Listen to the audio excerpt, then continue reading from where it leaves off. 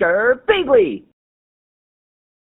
Hey there guys and gals, it's Girbeagly with another episode of Gaming with Girbeagly, and I'm once again playing the game Romance Detective, and I'm very excited to hopefully finish it up this episode. Once again, this game is about an hour long, and I think that we're already about like 35 minutes into it or something like that. But anyway, so last episode, Romance Detective and Romance Cop uncovered the identity of the thief, who is Romance Thief, who's that little girl on the screen there, and they made her basically cry and spill her guts as to why she was stealing the vase, and it turns out that it was an act of love due to the fact that she saw this flower shop owner taking care of a kitten in an alleyway, and he was very nice to her, and he helped her find her parents and things like that. So it was really cute, and we're gonna go ahead and continue and find out if they're cold-hearted and they're going to arrest her for stealing. So, do we arrest her?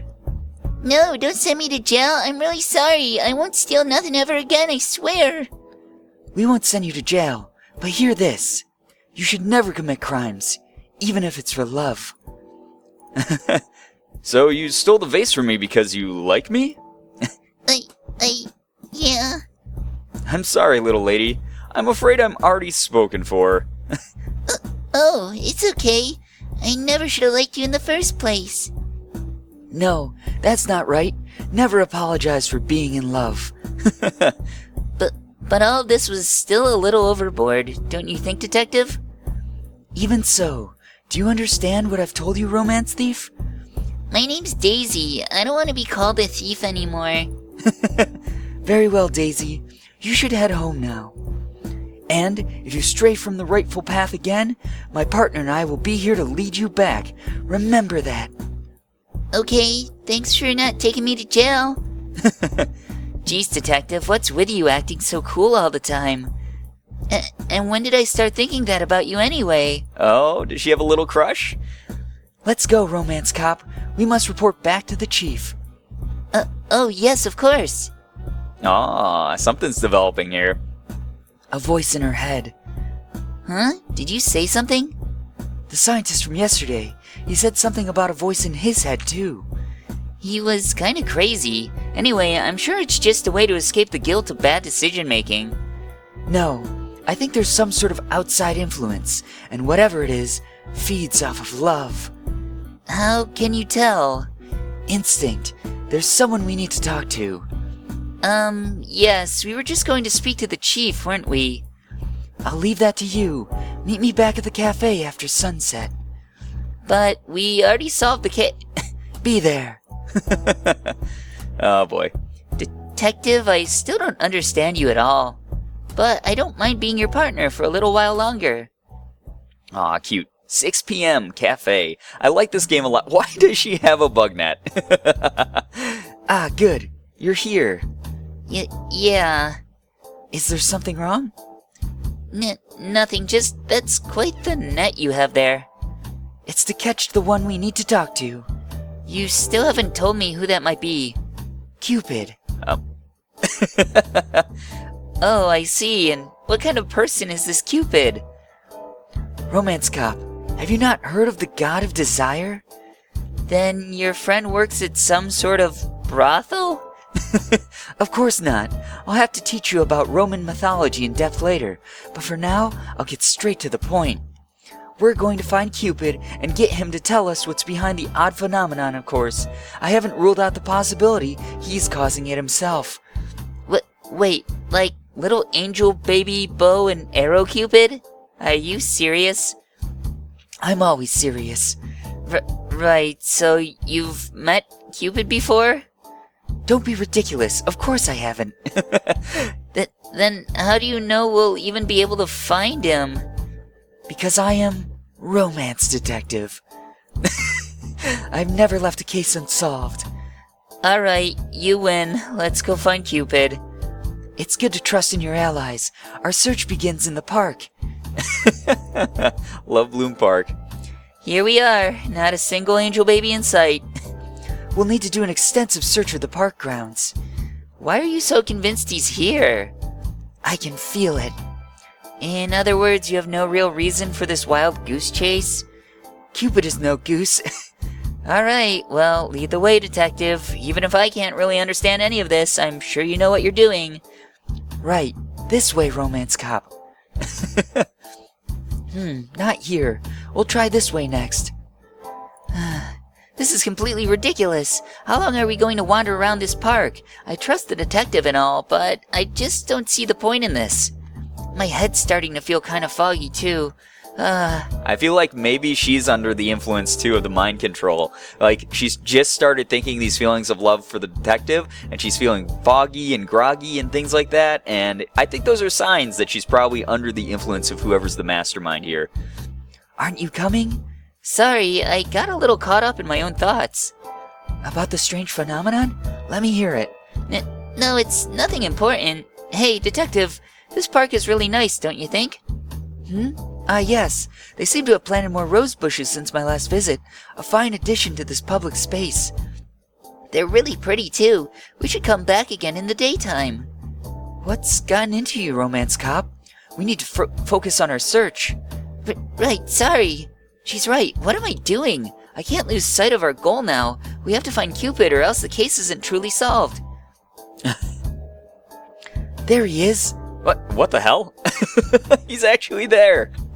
The one by the bench over there? Well, sure he has wings, but that has to be a costume. No, he's the real deal. I'm sure of it. Cover me. Cover you? What do you mean? Take this. What are you doing? Let me go. Not until you answer a question, scoundrel. You're the scoundrel. Who the hell goes around catching people in oversized nets? I believe you laced your arrows with a certain potent toxin. Am I correct, or am I wrong, Cupid? What in the world are you talking about? Get this net off me! Detective, you've gone too far this time. Let the poor guy go. Sorry, romance cop, but I won't allow him to escape. Okay, look, I promise not to run off or anything. Just get me out of this. Oh, man. I'm sorry about my partner's actions, sir. She's a famous romance detective, I know. I just didn't expect her to use such straightforward methods of catching me. You know of me? So you're really... Yeah, I'm Cupid. But you're nothing like I imagined. Everyone grows up, okay? Sure, I was a baby once, but no one stays like that forever. Get with the times already. I can't believe it. Cupid, I'm sure you're aware of whatever force is driving the people of the city to commit crimes in the name of love. Are you the one behind it? Nope, not me. I came here to look into it myself. So you weren't the cause. Sorry about the reading errors here, guys. Of course not. Why would I be? My aim might not always be perfect, but it's not like I'm ever trying to be a bad guy. Then, what do you know about the case? From what I understand, there's something influencing people to be more impulsive when it comes to love. I just can't figure out the source of the problem. That would definitely explain the romance thief incident. Then that voice in her head was... As I thought, there was another force at work. Well, let me know if you find anything. I've got a feeling about this place, so I'll be sticking around all night. Thanks, and sorry about before. Nah, could have been worse. At least you didn't use an oversized jar. Next time I might consider it. This net has proven itself rather flimsy. But seriously, don't. See you around. Oh, and good luck, you two. I like that he's just like a teenager, like a punk. Huh, did he just wink at me? What's that about? Romance cop. Huh? We need to figure out what the source of the problem could be. What's influencing the people of the city? We'll regroup at my private residence. Ooh. You're home? Okay, let's go then. Romance detective's house. Here we are. It smells like roses, but that shouldn't surprise me. So, why'd you bring me here? The cafe is closed. I thought this place would make a suitable substitution while we discuss the investigation. Oh, okay. Yeah, that makes sense. Pull it together, romance cop. You've been out of it these past few hours. Have I? Really? Maybe. It's been a long day. I must be tired. I need you to focus. We're getting close to solving the case. I can feel it. Yeah, I'm sorry. I'll do my best. Why does my head feel so hazy? It's been like this since we started searching the park. And being alone with the detective almost seems to make it worse. Oh, man. Kiss her. There's a voice in her head that says kiss her. Oh, man. I heard it. Romance Cop, what's wrong? What did you hear? The voice. Uh-oh.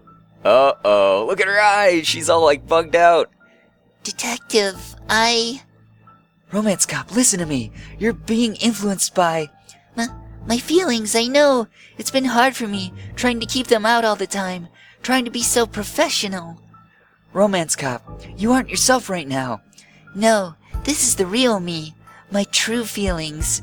Oh man, she's getting so close. It just took a while for me to realize it.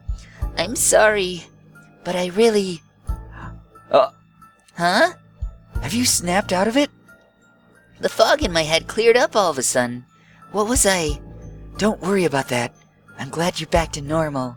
I was about to kiss the detective, wasn't I? Oh. I stepped on my rose. Uh-oh. Uh-oh, I wonder if the rose has something to do with it. I'm really sorry. I don't really know what's going on, but could you give me a new one? No, it's the roses. Huh? Yes, since I stepped on this one, it's useless now, so... It's the roses. They've been the cause all along. Think about it. There are roses all over the town, hidden in plain sight. The roses have betrayed me, to think I was being used all along. Away with you, foul devil flower. Uh-oh, she got rid of her rose. Holy crap. That's wild. Well, wait, Detective. I think you're getting a little ahead of yourself. I mean, this only started happening recently. You told me you've always had your rose. Uh-oh, she was lying. I don't think we should assume all roses have always been bad. Maybe these are just a special kind. Or maybe it's something that latched onto roses, and the flowers themselves are innocent. But the roses that I gave you, it caused you to... No, don't blame yourself for that. You couldn't have known any of this was happening. It's okay. But does this mean that what I was feeling was only because of it? We have to get rid of these roses before they cause any more harm. Right, but how are we... We'll burn them. All of them? What else can we do? This will work for the time being. Let's gather all the roses we can carry. Okay. That should be all of them from around the house. This somehow feels a little sad to watch. Oh, damn. What's this weird smoke? Romance Cop, get back. We must evacuate. Uh-oh, so there is like a toxin in the roses or something like that.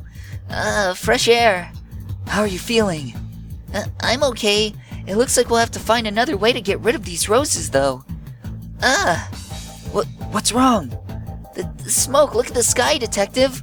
And before we see what's in the sky, guys, I'm actually going to stop it here. Once again, I want to make sure that each of these episodes is at at least 10 minutes long, and I don't want to end this at an awkward spot where the next episode's only going to be like 5 minutes or something like that. I feel like we're getting really close to the end, though, but like I said, this one is about an hour long, so we've gone through like 45 minutes of it. So hopefully, next episode is long enough for you guys. If not, I'll do a double video day or something like that, like I did with the last game with Clever Fox Moxie. So anyway, guys, I'm going to end this one here. I hope that you enjoyed this. If you did, please be sure to hit the like button, share the video, and favorite it. Also, be sure to subscribe to me if you guys haven't already. For those of you who have, thank you so much for all of your support. You guys are the best in the world. I love every single one of you, and as always, it was great seeing ya.